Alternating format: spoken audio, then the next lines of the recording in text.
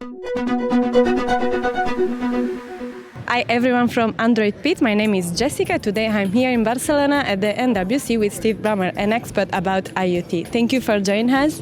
Thank you for inviting me. So let's talk about IoT. So we are expecting more than 20 billion IoT devices in 2000. Who's expecting that? All of us. We know they are coming. Yes. They are coming. So we want to know what will be the biggest impact of IoT devices in our life. In my life versus you versus a lot younger life than mine, I would say the impact is going to be more efficiency and more productivity for people. So how you use these products are going to allow you to have more time to do things. It's going to give you more data, and it's going to give you the ability to use that data in ways that we never thought about before.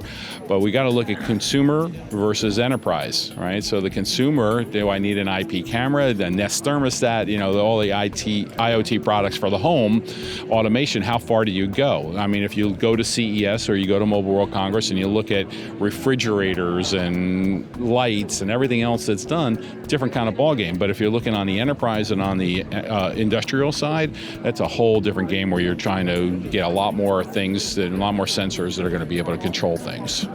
Okay, so which is the biggest challenge of IoT at the moment? I think there's three things that are the biggest challenges that I talk about around the world. One is systems integration and the integration of all that. How am I going to integrate all those particular products that are there?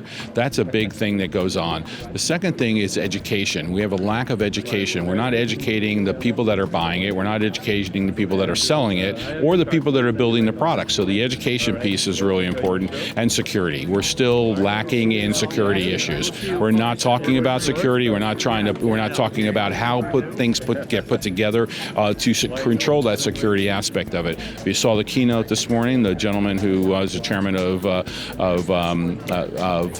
SoftBank was talking about he bought ARM, and we're talking about all the processors, and he said there's 500 ARM processors in a car, and none of them are secure.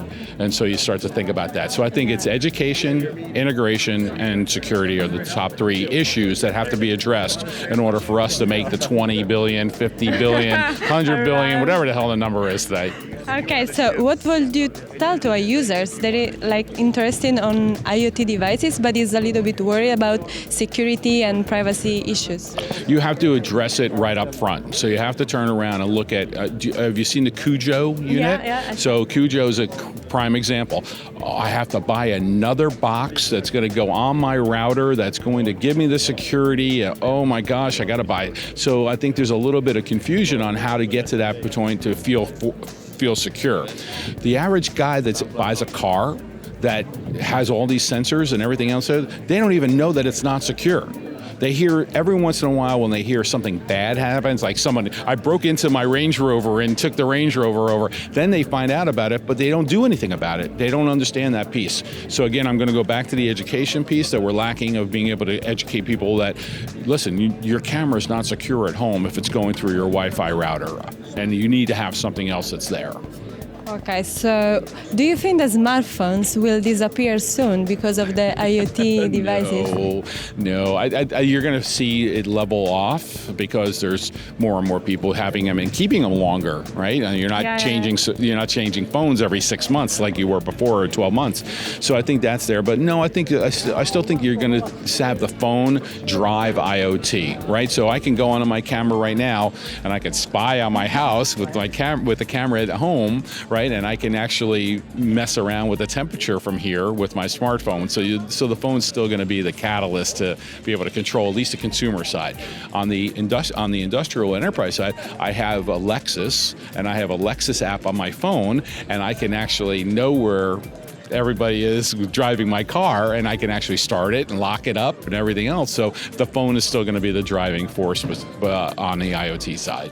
Okay, thank you very much for your time, and see you soon. I hope so. Thanks, Jessica. Thank you.